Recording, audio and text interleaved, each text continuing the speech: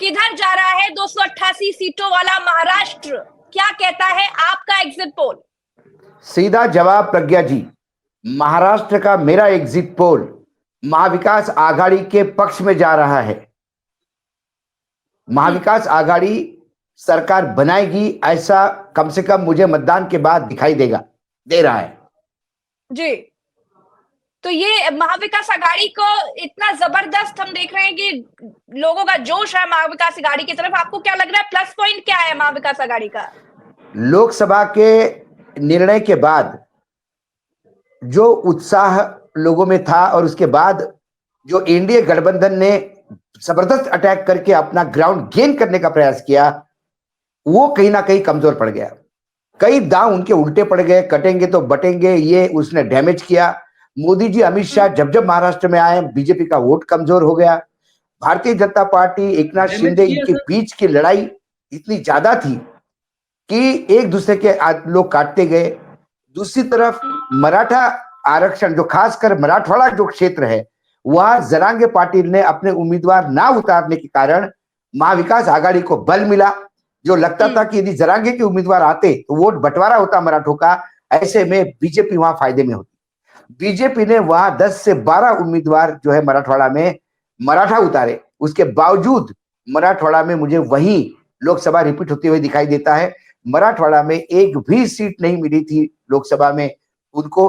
हाँ, विधानसभा में ऐसा नहीं कहता कि एक भी नहीं मिलेगी, लेकिन जहां बीजेपी का एक जमाने में अच्छा खासा वर्चस्व था, वहां वो मार खाती हुई दिखाई देती है। विदर्भ की बात करूं तो विदर्भ में 62 सीटें है और विदर्भ ये कांग्रेस का गढ़ था। लेकिन कुछ सालों में वहां शिवसेना और बीजेपी ने भी अपना वजूद बनाया। लोकसभा में 10 में से मात्र 3 सीटें उनके पास आ गई और उन 3 सीटों में एक नागपुर की जो गडकरी की अपनी है, अकोला की सीट जो आई वो मात्र आंबेडकर जी की वजह से, प्रकाश आंबेडकर वहां 1 लाख वोट लेके गए, इसलिए चंद हजार वोटों से बीजेपी का उम्मीदवार जीता।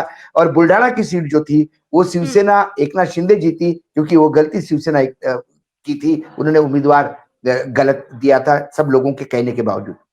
लेकिन थोड़ा बहुत जो गेन उन्होंने किया था लोकसभा में, जो उनकी एक पकड़ थी नॉर्थ, जो धुलिया, जलगांव, भुसावल क्षेत्र में, वहां पे जो कार्य कर रहे थे एकनाथ खड़से, उन्होंने जलगांव जिले की दोनों लोकसभा सीट उन्होंने बीजेपी को दिलवाई। 11 की 11 विधानसभा में बीजेपी को भारी बढ़त थी लोकसभा के चुनाव के हिसाब से बोलूं तो। लेकिन जिस आदमी ने ये पूरा एक्सरसाइज किया, उसको दिल्ली में तो बीजेपी में प्रवेश दिया, लेकिन महाराष्ट्र में बीजेपी ने प्रवेश मना कर दिया। आखिर वो फिर राष्ट्रवादी यानी शरद पवार के साथ चले गए। उनका जाना ये विधानसभा में एक इंपैक्ट करेगा। मुंबई 2 शिवसेना के बीच में बटेगी, लेकिन वहां पे जो इंटरेस्ट बीजेपी ने दिखाया वो कहीं ना कहीं एकनाथ शिंदे को डैमेज कर रहा है। न्यू मुंबई में आप देखेंगे तो जो एकनाथ शिंदे का गढ़ माना जाता है, ठाणे और कल्याण मुंबई, वहां पे गणेश नाइक जैसे जो सीनियर बीजेपी के कद्दावर नेता है, उसके खिलाफ एकनाथ शिंदे ने अपने उम्मीदवार उतारे। तो ये जो आपस में जो महायुति यानी एनडीए गठबंधन में जो आपस में टकराव था, उससे बड़ा इंपैक्ट पड़ा। पैसा बहुत चला महाराष्ट्र के चुनाव में, मैंने ऐसा पैसा कभी चलते हुए नहीं दिखाई दिया। लेकिन वोटर इतना इंटेलिजेंट हो गया है, खाता किसका है, पिता किसका है, पैसा किसी का पॉकेट में रखता है और वोट उसी को देता है जिसको उसको देना है। अशोक सर, पैसे और अब ये फ्रस्ट्रेशन इतना लेवल पे, खेल असर कितना करता है? क्या बहुत असर करता है? क्योंकि मैं शुरू से देख रही हूँ, आप कह रहे हैं कि पैसा बहुत चला। अभी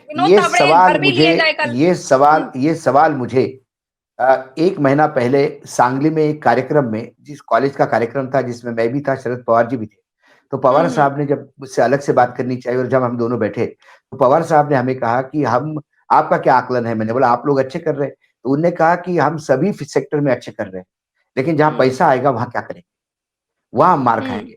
तब मैंने उनको एक पूछा था कि क्या बारामती में लोकसभा में पैसा नहीं चला? बारामती में जितना लोकसभा में पैसा खर्चा हुआ शायद किसी कॉन्स्टिट्यूंसी में नहीं, इसके बावजूद आप जीते। उन्होंने कहा कि बारामती बात अलग है, लेकिन महाराष्ट्र की बाकी कॉन्स्टिट्यूंसी में। मैंने कहा कि ये तो आपको प्रचार, आपको देखना है कि आप इसको कैसा लोगों के जहन तक ले जाते हैं। देखिए, पैसा लोग लेते हैं चुनाव में, पैसा पहले भी चलते आ रहा है, इस बार पैसा ज्यादा चलेगा, लेकिन वो पैसा कितने दिन चलेगा? आज प्रधानमंत्री बोल के गए कि सोयाबीन 6,000 रुपए की मैं एमएसपी घोषित करता हूं। किसान को मिल कहाँ रहा है 6,000? जब मैं घूम रहा था तो लोग कह रहे थे कि मैंने 4100 में बेचा, कोई कहे मैंने 4,000 में बेचा। क्योंकि 6,000 का खरीदार आने तक किसान यदि घर बैठा रहा सोयाबीन लेके तो भूखा मरेगा। उसका तो एक साइकिल चलता है, क्रॉप आया, मार्केट में बेचा, लोगों की पुरानी उधारी दे दी और नई उधारी शुरू हो गई। सर एक ऐसा चक्र है आप इकोनॉमी का। सर आपने शुरुआत में एक चीज कही कि बटोगे तो कटोगे का जो है फेल हो गया। भारतीय जनता पार्टी एक हो तो सेफ हो और बटोगे तो कटो, इसी पर तो पूरा महाराष्ट्र का चुनाव बुना है। अगर वही फेल हो गया तब तो भारतीय नहीं जनता पार्टी। भरत जी, आपको याद होगा ये शुरुआत उन्होंने की थी, कटेंगे तो बटेंगे, बटेंगे तो कटेंगे, हम एक है तो सेफ है। उसके बाद इसका निगेटिव इंपैक्ट हो गया महाराष्ट्र में। महाराष्ट्र की नेगेटिव तासीर कैसे हुआ? उत्तर प्रदेश की नहीं है। और उसका अपोज किसने किया? सबसे पहले अजित पवार ने उसके खिलाफ आवाज उठाई, उसके बाद अशोक चौहान ने आवाज उठाई, उसके बाद मुंडे ने आवाज उठाई, मुंडे। हाँ, तो लगातार भाजपा के अंदर से ही इसको वो होता आ रहा है, अपोज होता आ रहा है। तो फिर उनको ये समझ में आ गया कि ये अब यहाँ पे भगवाकरण नहीं चलेगा। हिंदू मुसलमान नहीं चला है सर। महाराष्ट्र में देखिए, महाराष्ट्र में भगवाकरण नहीं चलता। महाराष्ट्र में जब भी बीजेपी आई वो हिंदुत्व के नाम पे नहीं आई। शिवसेना का अस्तित्व ही मराठी अस्मिता पे टिका हुआ था। शिवसेना ने बाद में हिंदुत्व का कार्ड किया होगा, लेकिन शिवसेना का जन्म मराठी अस्मिता के लिए हुआ। लेकिन जब एनडीए और इंडिया के गठबंधन की लड़ाई होती है तो वहां पे मराठी अस्मिता वर्सेस गुजराती अस्मिता होती है। गांव गांव में आपको ये सुनने को मिलेगा कि ये गुजराती हमारे प्रोजेक्ट लेके चले गए, हमारे बच्चे का मुंह का निवाला छीन लिया, हमारी नौकरियां गुजराती खा रहे।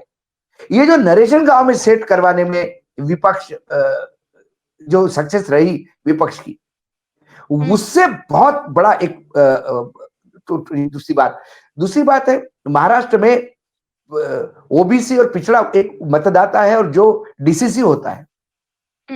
आपने संविधान को कहा कि संविधान के नाम से गलत प्रचार कर रही थी विपक्ष। संविधान हम कई संविधान की इन्होंने 5 लाख कॉपी बांटी, लेकिन जब संविधान को इन्होंने कहा कि ये नक्सली किताब है, अर्बन नक्सल है, अर्बन नक्सल, तो विपक्ष ने इसका नरेशन बदल दिया। विपक्ष ने यह बोलना शुरू कर दिया वहां पे कि ये आंबेडकर जी को अर्बन नक्सल कह रहे हैं, संविधान को अर्बन नक्सल कह रहे हैं, ये तो संविधान को पहले से गाली दे रहे। ये जब नरेशन सेट होने लगता है, क्योंकि संविधान ये बंद कर रहे हैं, ये नरेशन लोगों के मन में बैठा था।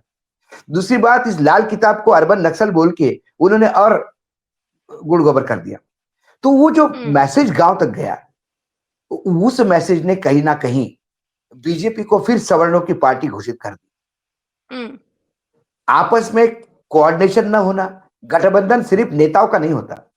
गठबंधन जब तक नीचे वोट ट्रांसफर नहीं होते तब तक नहीं होता।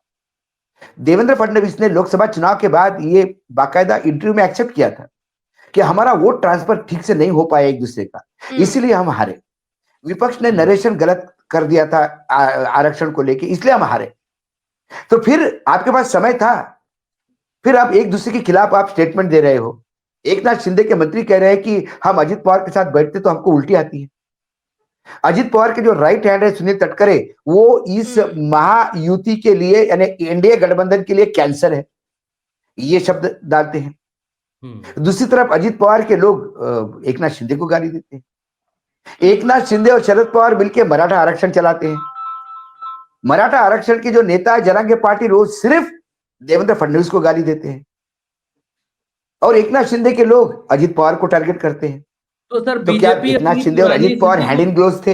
ये जो मल्टी लेयर कंफ्यूजन था। दूसरी ओर स्थिति को दोहरा पाएगी सर बीजेपी पिछली वाली अपनी स्थिति को? नहीं, बीजेपी मुझे लगता है 170 180 तक बीजेपी आ गई तो बीजेपी के लिए बहुत बड़ा अचीवमेंट है। 70 और 80, 170 नहीं, 70 और 80, तीन फिगर में बीजेपी जाना इम्पॉसिबल है। ये तीनों मिलके 3 फिगर में चले जाए, ये उनका अचीवमेंट होगा। बहुत नीचे आ रही सर इस हिसाब से। तो पिछली बार तो भारतीय जनता पार्टी 100 पार अकेले ही थे। तो देखिए, ऊपर नीचे तो चलता रहता है। हम दिल्ली में बैठे हैं भरत जी, बीजेपी 2 विधान सांसदों पे थी और 300 पार आ गई थी। तो ये तो नरेशन है लोगों का, उस समय का चीजें है। आज सबसे ज्यादा जो महाराष्ट्र में हिट करता है वो किसान है। इस बार चने की फसल अच्छी आ गई थी, लेकिन फिर खबर आ गई कि ऑस्ट्रेलिया से बहुत सारा चना इंपोर्ट हो रहा है। सोयाबीन की फसल आती है तो अडानी सेठ के लिए तेल इंपोर्ट होता है, तो सोयाबीन डाउन होता है। कपास का मिनिमम प्राइस मतलब 8,000 रुपए पर क्विंटल पे कपास की लागत निकलती है, नो प्रॉफिट नो लॉस पे।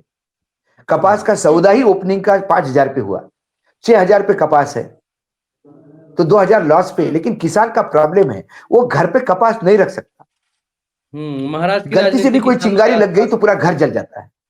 जी जी, तो किसानों के कपास आसपास उसको मयूर। बेचना ही है, चाहे 5,000 मिले, चाहे 4,000 मिले, चाहे 3,000 मिले। जहां कांग्रेस और बीजेपी आमने सामने है, वहां कांग्रेस इन तमाम चीजों में मार खाती है।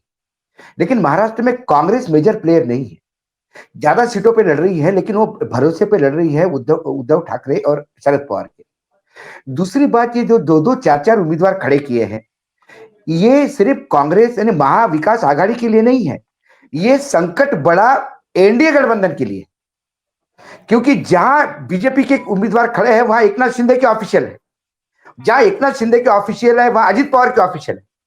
तो ये युति, हाँ, तो नुकसान दोनों तरफ से, एग्जैक्टली दोनों तरफ से बराबर नुकसान हो रहा है। जो स्टार्टिंग हुआ, देखिए पुष्पेंद्र जी, मैंने पहले ही कहा था जब ओपनिंग हुआ चुनाव, क्योंकि प्रज्ञा जी ने भी कहा कि अशोक जी ने आज कहा ऐसा हो रहा है करके, मैं बार बार कह रहा था कि जो लोकसभा का टेम्पो है वो मुझे दिखाई नहीं देता विधानसभा में, ठीक है। लेकिन हुआ क्या, पिछले 5 दिनों में जो प्रियंका और राहुल की रैली हुई, खासकर विदर्भ में, उससे जो मैसेज गया, जरांगे पाटिल का चुनाव में ना उतारना, यह महाविकास आघाड़ी के लिए एक अमृत साबित हो गया पूरे मराठवाड़ा में। ये 2-4 चीजें जो है वो इतनी डेवलप हो गई। और फिर पैसे की बात जहां है, देखिए क्या होता था, चुनाव वोट कटवाने वाले एक कुछ ग्रुप थे हमारे महाराष्ट्र में। प्रकाश आंबेडकर ये सबसे बड़ा वोट कटवाऊ था, लोकसभा में हाशिए पे लग गए वो।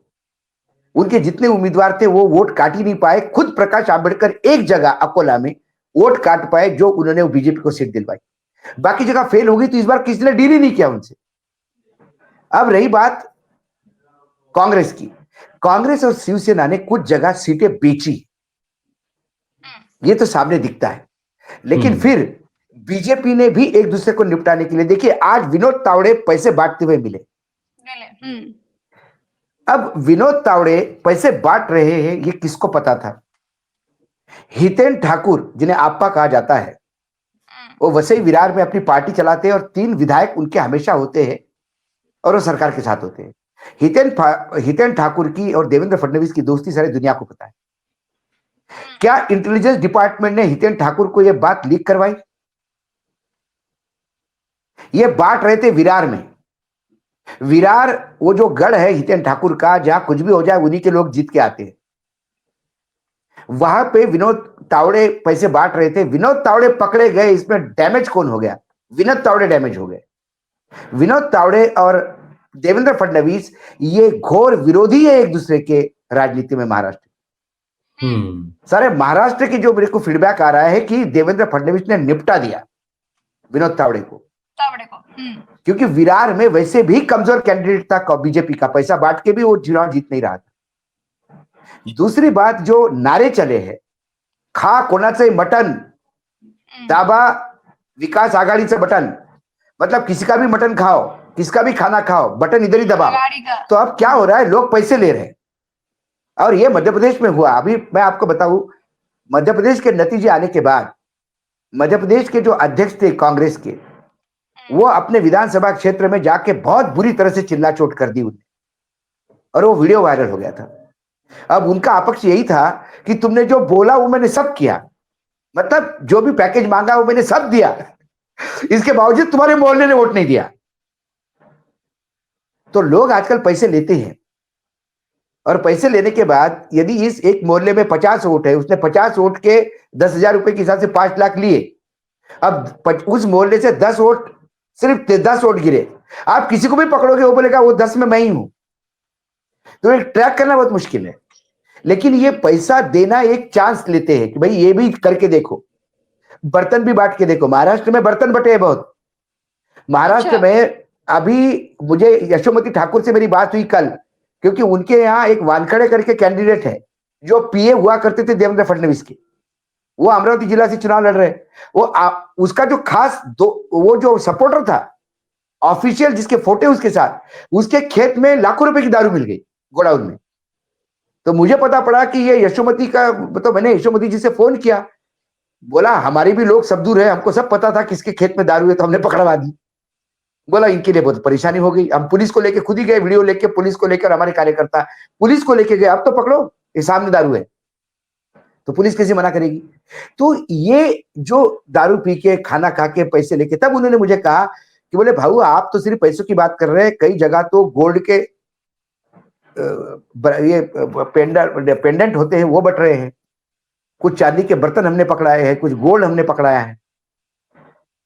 लेकिन लोग क्या करेंगे, लोग अल्टीमेटली ये सब लेके वोट दे देते। क्या कर लोगे आप, आपको वोट नहीं मिला तो। इतना डिस्परेट हालत, सही कहा आपने, इतनी डिस्परेट हालत हो गई है कि विनोद तावड़े जैसे जनरल सेक्रेटरी को पैसा बांटना पड़ रहा है। ये पैसा बांटने का विनोद तावड़े का थोड़ी है, ये पैसा तो कोई और लिफाफे पहुंचाते हैं।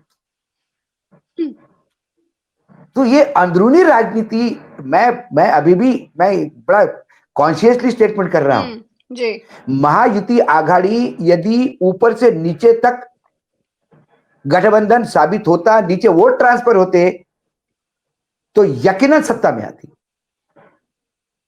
लेकिन एकनाथ शिंदे को लगता है मेरे बगैर सत्ता में आनी नहीं चाहिए, देवेंद्र फडणवीस को लगता है मेरे बगैर सत्ता में आनी नहीं चाहिए, इसी चक्कर में एक दूसरे के पैर खींच रहे। और दूसरी तरफ महाविकास आघाड़ी में उनको लगता है कि पहले सत्ता में तो आओ, बाद में देखेंगे क्या करना है, क्योंकि उनका जीवन मरण का प्रश्न है।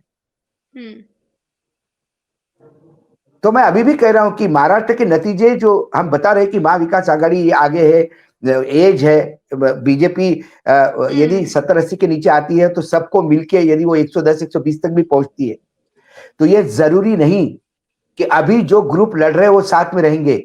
नतीजों के बाद कांग्रेस और बीजेपी आमने सामने पकड़ी है आप, अभी जो कांग्रेस के साथ है वो नतीजों के बाद साथ रहेंगे, इसकी कोई गारंटी नहीं। अभी जो बीजेपी के साथ है वो नतीजों के बाद साथ में रहेंगे, कोई गारंटी नहीं। मंत्री पद यदि दिया जाता है तो कोई भी किधर कूद के जा सकते हैं। अभी तो राज्यपाल और कितना भी एक दूसरे को गाली दो, गले लगने के लिए सब तैयार है, क्योंकि सत्ता का मक्खन खाने के लिए अब महाराष्ट्र की राजनीति में विचारधारा, नैतिकता, इसकी कोई जगह नहीं बची। बिल्कुल सही बात है। पुष्पेंद्र सर, आप अपनी बात पूरी कर लीजिए, आप कुछ कह रहे थे। अच्छा, एक तरफ नारे हैं, दूसरी तरफ नैरेटिव है, ये भी बात बिल्कुल ठीक है। उद्धव ठाकरे ने अपने ही भाई को गद्दार कह दिया था और ये बात बोले थे, शिंदे गुट के लोग तो 50-50 खोखे पर बगावत करने के लिए तैयार हो जाएंगे। तो नैरेटिव भी है। बीजेपी ने आखिरी 2 दिन एक नरेशन नया निकाला कि हिम्मत है तो गांधी परिवार यानी राहुल गांधी नाम लेके देखिए बाल ठाकरे का। हाँ। तो प्रियंका गांधी ने कहा कि सुनो मोदी, सुनो अमित शाह, मैं राहुल गांधी की बहन प्रियंका गांधी आदरणीय बाल ठाकरे का नाम ले रही हूं। ये बोल के उसने उस नरेशन को एकदम ध्वस्त कर दिया। उसके बाद उसका बोलना ही बंद हो गया। अशोक सर, लास्ट आपका छोटा सा कमेंट आज के एग्जिट पोल पर। मेरा ये कहना है कि मैं ये कह रहा हूं कि एज महाविकास आघाड़ी को है, मैं ये कह रहा हूं कि ज्यादा नंबर महाविकास आघाड़ी के है, लेकिन सरकार कौन बनाएगा इसके बारे में मैं मौन रखता हूं। झारखंड में कांटे की टक्कर है। जो बीजेपी को क्लीन स्वीप लग रहा था वो यकीनन मैं उसके लिए पूरा कल्पना सोरेन को क्रेडिट देता हूं। और ये जो नरेशन है कि जमीन घोटाले में जब ये हुआ है, जब उसको जमानत मिली तो उसमें बाकायदा कोर्ट ने कहा कि ना इस जमीन के रिलेटेड कोई कागज आप प्रोड्यूस कर पाए, ना कोई ऐसा बता पाए कि किसी भी हालत में इस जमीन है, तो जबरदस्ती लोकसभा चुनाव के मद्देनजर इनको जेल में डाला गया। ये मैटर कहीं ना कहीं वहां पे लोग बोल रहे हैं, लोग वोकली बोल रहे हैं कि जबरिया ठूसा गया जेल में एक आदिवासी नेता को, आपके नेता को। फिर चंपाई सोरेन का जाना ये बीजेपी के लिए प्लस पॉइंट नहीं, बीजेपी के लिए निगेटिव हो गया और प्लस पॉइंट जेएमएम को हो गया। ये देखिए पार्टी तोड़ते हैं। उसके बाद एक पोर्टल को इंटरव्यू देते हुए बाकायदा हेमंत विश्व शर्मा ने कहा हम तो और लोग तोड़ेंगे, क्यों नहीं तोड़ेंगे, हम तो तोड़ेंगे, देखेंगे क्या करते हैं। तो ये क्या करते हैं, कैसी राजनीति करते हैं, ये बहुत सारी चीजें हैं जो हमले हुए हैं अभी। ये भी एक नेगेटिव चला गया है। मुझे लगता है कि पूरा, हाँ, महाराष्ट्र में जो उत्तरी विदर्भ है, खासकर चांदा, भंडारा, गोंदिया, यहाँ पे अनिल देशमुख, नागपुर तक अनिल देशमुख पे हुआ हमला, ये गले नहीं उतरा लोगों के, ये गले नहीं उतरा। तो कहीं ना कहीं लगा कि क्या हम बिहार की तरफ जा रहे हैं, हम वही बिहार यूपी में जो फिल्मों में देखते हैं कि वैसा महाराष्ट्र में होगा। महाराष्ट्र वैसा कभी नहीं था। मतभेद थे, मनभेद कभी नहीं थे, लेकिन मनभेद जो इतने हुए हैं ये उन दो गुजरातियों की देन है। ये सभी बोलते हैं कि महाराष्ट्र की राजनीति में वो गढ़ूल करना मतलब मटियर पानी जो होता है उसको गढ़ूल बोलते हैं महाराष्ट्र में। तो कहते कि महाराष्ट्राच्या राजकारणाला गढूळ करणारे हे दोघं जे आहेत, जोपर्यंत याच्यापासून दूर नाही तोपर्यंत महाराष्ट्र सुधरत नाही। मतलब महाराष्ट्र का जो राजनीतिक वातावरण दूषित किया है वो ये दो गुजराती रिस्पॉन्सिबल है। यदि इनसे निजात पाना है तो हमें ये करना होगा। तो ये जो चीजें आ रही है तो उससे मुझे लगता है कि एज है, लेकिन फिर मैं कॉशियस हूं। मैं अभी बोल रहा हूं कि महाविकास आघाड़ी के पास नंबर ज्यादा होगा, सरकार कौन बनाएगा इसके बारे में मैं तेज सारे को पता है।